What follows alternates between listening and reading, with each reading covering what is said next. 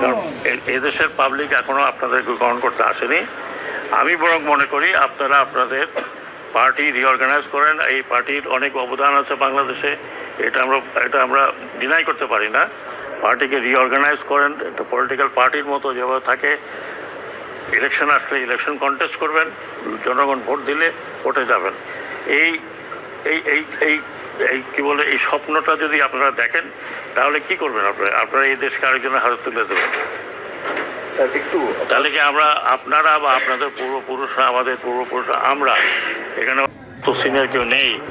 আমরা যে মুক্তিযুদ্ধ করলাম, মারা গেল 30 লক্ষ লোক মারা গেল, সেই 30 লক্ষ লোকের উপরে দাঁড়ায় আপনি দেশকে আরেকজনের হাতে তুলে দেবেন। আমি খালি অনুরোধ করি যে আর যা করেন এটা করবেন না। এবং আর কিছু বলতে চাই না। এদেশের লোক এত তাড়াতাড়ি ভুলে নাই। সময় দেন, হয়তো ভুলে যাবে, কিন্তু এত তাড়াতাড়ি ভুলে নাই। কারণ যাকে ধরছিলেন নেতা, সেই নেতারা এখন পালিয়ে বেড়াচ্ছে। যাকে ধরছে সেই নেতাকে আমরা বাঁচাতে পারছি না।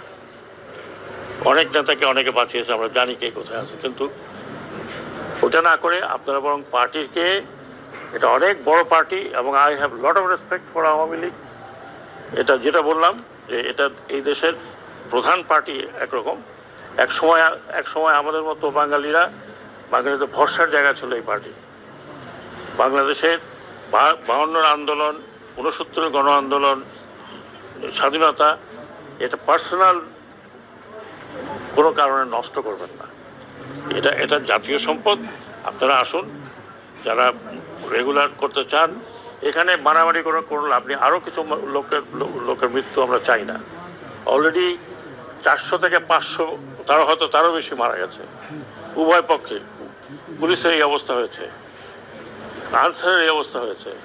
আর আমরা যদি উস্কানি দিতাম তাহলে আপনারা টিকতে পারতেন না আর্মি ফায়ারে।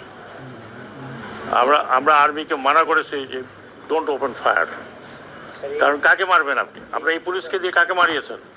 পুলিশকে দিয়ে মারিয়েছেন আপনার সন্তানকে। আপনার সন্তান না হয় একজন পুলিশের যে সদস্য কি বললেন যে স্যার কটা গুলি লাগে একটা ছেলেকে, তার ছেলের লাশ।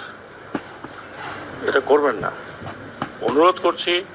প্ররোচনায় আসেন না। ব্যক্তিগত স্বার্থে আপনারা এত বড় একটা দলকে নষ্ট করেন না।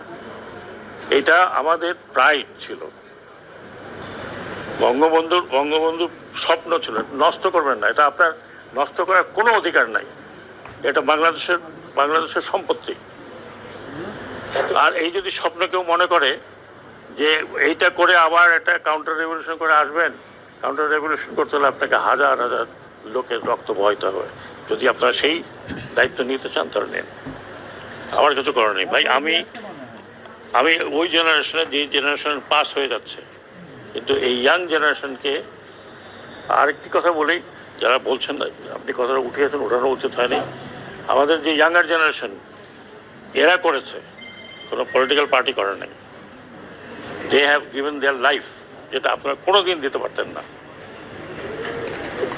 বুকে দাঁড়িয়ে আছে পুলিশের গুলি খাওয়ার জন্য, তাদের মুখে কোনো দুঃখ নাই, দে অল স্মাইলিং। এটা যতদিন আছে, এরা যতদিন আছে, আমাদের কথা বাদ দেন, আমরা দৌড় দেবো। এরা যতদিন আছে এরা দৌড়াবে না। they will face you.